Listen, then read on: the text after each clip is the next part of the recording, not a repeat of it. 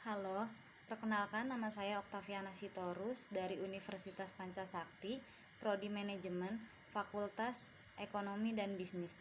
Di sini saya akan membahas tentang memperlakukan uang dengan baik yang dibimbing oleh dosen pengampu saya, Ibu Ade Purna Darmayanti, SE, MM. Mari perlakukan uang dengan baik. Direktorat Jenderal Pajak, Ditjen Pajak, merupakan unit eselon 1 di bawah Kementerian Keuangan, Kemenku, yang mempunyai tugas merumuskan serta melaksanakan kebijakan standarisasi teknis di bidang perpajakan. Kementerian Keuangan Republik Indonesia. 3 permasalahan yang dihadapi Dirjen Pajak. 1. Menjamurnya perusahaan internasional. 2. Keterbukaan transaksi keuangan. 3. Munculnya ekonomi digital. Menurut Menteri Keuangan Bambang PS Brojonegoro, perkembangan ekonomi global dan kemajuan teknologi menjadi salah satu pencetusnya. Semakin banyak perusahaan multinasional dan beroperasi di banyak negara sehingga menimbulkan pertanyaan, apakah perusahaan itu sudah membayar pajak yang benar di masing-masing negara? Kata Menku saat International Conference on Tax, Investment and Business di Aula Dana Pala. Selanjutnya, dengan semakin globalnya transaksi keuangan, pergerakan modal menjadi lebih cepat mengalami perpindahan. Bukan cuma pindah antar instrumen keuangan, tapi juga antar negara. Dan ini jadi permasalahan sendiri ketika bicara di mana transaksi pajaknya itu akan dikenakan, karena perputaran yang cukup cepat, tambah Menku. Terakhir, yang menjadikan isu pada pengumpulan pajak menjadi kompleks adalah munculnya ekonomi digital. Selama ini, kita kenal ekonomi yang jelas wujudnya. Misalnya, ke pasar kita jelas apa yang dibeli dan harganya.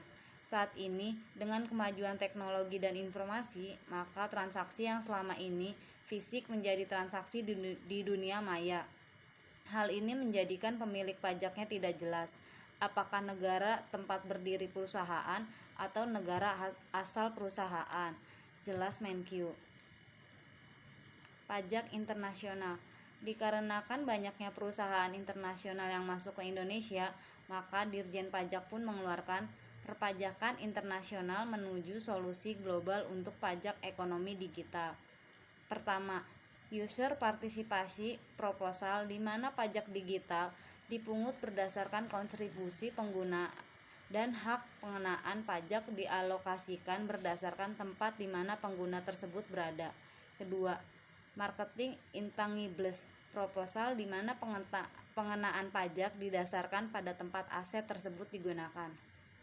Ketiga, significant economic present proposal, di mana subjek pajak dianggap memiliki kehadiran ekonomi apabila terdapat interaksi dengan penggunaan melalui teknologi digital, misalnya platform online. Atas hal ini, negara-negara G20 mendukung keberadaan outline of the architecture of a unit approach on Pilar 1 sebagai dasar dalam melakukan negosiasi dan menyambut baik progres note on Pilar 2, yang keduanya telah disetujui oleh G20 atau OECD, Inclusive Framework on Base Erosion and Profit Shifting, BEPS.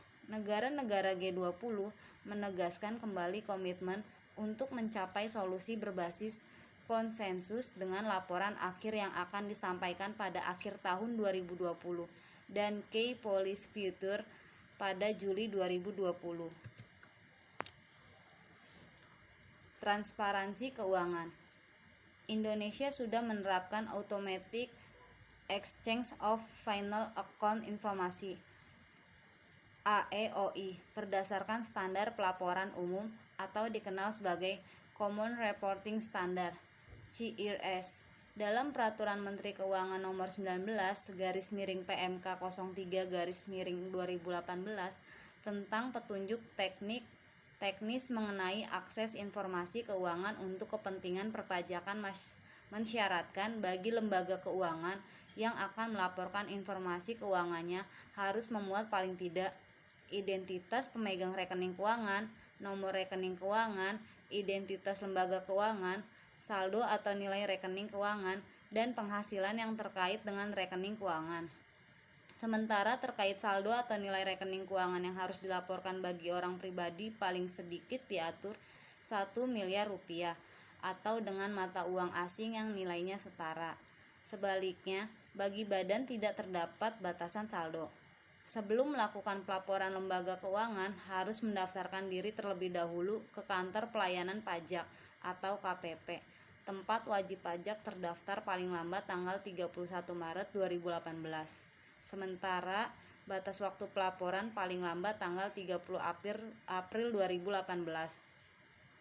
Bagaimana jika pimpinan atau pegawai lembaga keuangan tidak mematuhi ketentuan yang berlaku? Pasal 7 Perpu nomor 1 tahun 2017 menyatakan, jika tidak menyampaikan laporan dan tidak melaksanakan prosedur identifikasi rekening secara benar, maka dipidana dengan pidana kurungan paling lama 1 tahun atau denda paling banyak 1 miliar rupiah. Tak hanya itu, bahkan bagi setiap orang yang membuat persyaratan palsu atau menyembunyikan atau mengurangkan informasi yang sebenarnya akan dikenakan sanksi yang sama. Ekonomi digital, mesin pertumbuhan masa depan. Untuk mendukung implementasi ekonomi digital, diperlukan berbagai sumber daya yang memang sudah harus disiapkan sejak dini. Pendidikan dan pelatihan terkait teknologi digital sudah harus disiapkan sejak usia sedini mungkin, sehingga budaya dan pemahaman mengenai teknologi digital dengan mudah dipahami seluruh elemen masyarakat. Pengenalan teknologi digital sejak awal kepada kaum muda akan mendorong inovasi-inovasi baru di bidang teknologi digital yang nantinya menjadi dasar bagi perkembangan ekonomi digital. Sumber daya manusia yang memiliki talenta tinggi di bidang teknologi digital tentunya akan menjadi kebutuhan karena permintaannya akan terus meningkat. Pengembangan infrastruktur dan ekosistem ekonomi digital termasuk aspek pengaturan maupun pengawasan terhadap sektor-sektor usaha yang berbasis teknologi digital akan sangat bergantung sekali pada ketersediaan sumber daya yang berkualitas di bidang teknologi digital. Oleh karena itu, dalam menyongsong kehadiran ekonomi digital, sudah saatnya kurikulum pendidikan formal mulai mengolaborasikan sedikit demi sedikit materi ekonomi digital ke dalam mata pelajaran maupun perkuliahan. Kesimpulan, dalam memahami mengapa seseorang harus membayar pajak untuk membiayai pembangunan yang terus dilaksanakan, maka perlu dipahami terlebih dahulu tentang pengertian pajak itu sendiri. Di sini negara memerlukan dana untuk kepentingan rakyat. Dana yang akan dikeluarkan ini tentunya didapat dari rakyat itu sendiri melalui pemungutan yang disebut dengan pajak, sebagaimana dinyatakan dalam pasal 23 ayat 2 UUD 1945 yang menegaskan agar setiap pajak yang akan dipungut haruslah berdasarkan undang-undang. Di sini kita dapat menyimpulkan bahwa pajak adalah iuran rakyat kepada kas negara berdasarkan undang-undang dengan tiada mendapat jasa timbal yang langsung dapat ditunjukkan dan yang digunakan untuk membayar pengeluaran umum yang hasilnya akan dikembalikan kepada masyarakat. Sekian presentasi dari saya. Terima kasih.